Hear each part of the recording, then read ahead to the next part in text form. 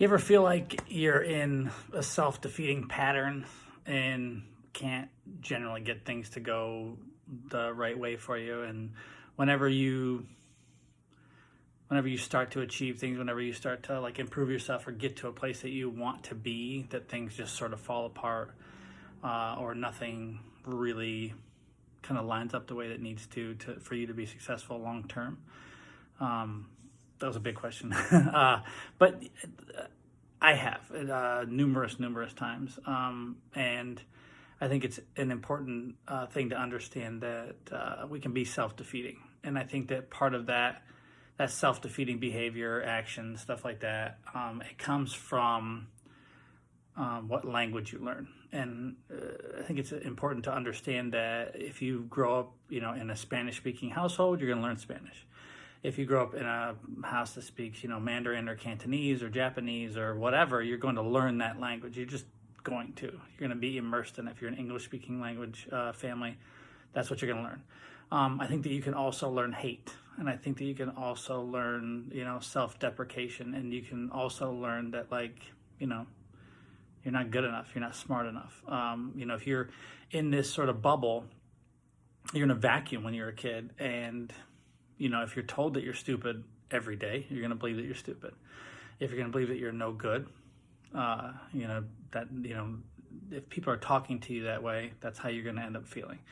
And I'm one of those people that struggles with that stuff, always have. And, it's sort of hard not to carry that stuff over to people that are in your life, because it's like things that, you learn how to communicate that way. You learn how to talk that way. You learn how to have a relationship with yourself because of, how you were talked to.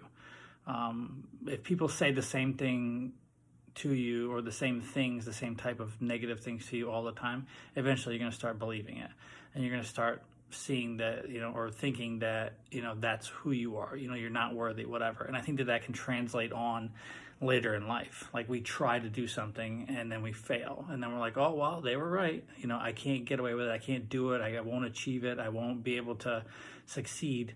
And then we just sort of give up that one big attempt, and the failure leads to no more attempts because of, the failure that happens. But we're convinced that, we're not worthy. We don't deserve it, whatever it is. We're not smart enough. We're not good enough. We're too fat, too ugly, too stupid, whatever. And we need to get away from doing that stuff. Like, things happen. You're going to have failure. Like, it's inevitable to have failure, and just don't beat yourself up about it.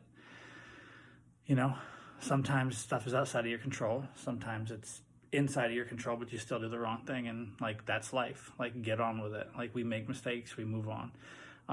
Happens in your personal life, happens in your professional life, happens as a parent. You mess things up, you do things wrong, you say the wrong thing, you try to motivate the wrong way, or you try to motivate and it's the wrong way, whatever it is.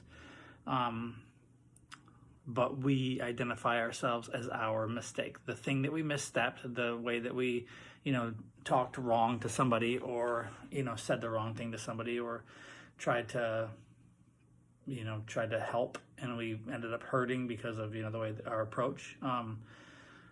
We have to stand up and eat some crow sometimes and say, hey, you know what? I'm sorry, I did the wrong thing, and I'd like to move on and move past it. And I'm trying to also learn this. You can do that as a parent.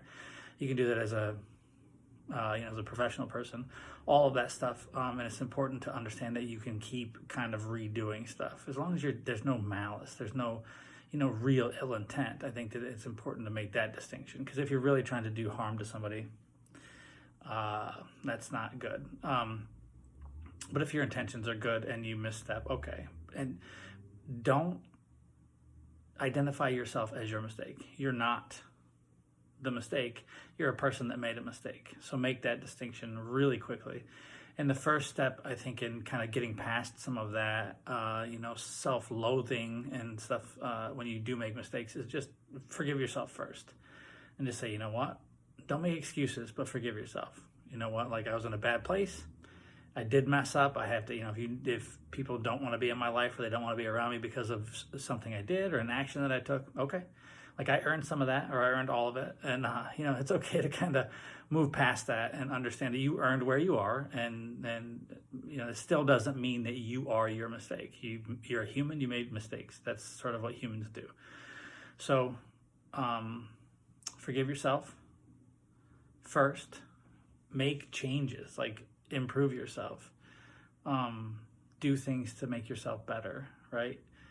Apologize when you mess up, like really apologize, and your apology should, you know, match the mistake. So at least so just kind of stand up and get on with it, but understand the language that you learned growing up, and some of the self-defeating behavior, some of that stuff you just learned how to do. You didn't mean to do it. You didn't mean to be that person. It's just who you are. And identifying that stuff is good, because then you can start to make changes. If you recognize that you're not, you know, always doing the right thing, or, you know, whatever, don't beat yourself up about it, but make changes. And understand that, like, you didn't mean to be this way. This is sort of, we're created, we're sort of molded into who we are. And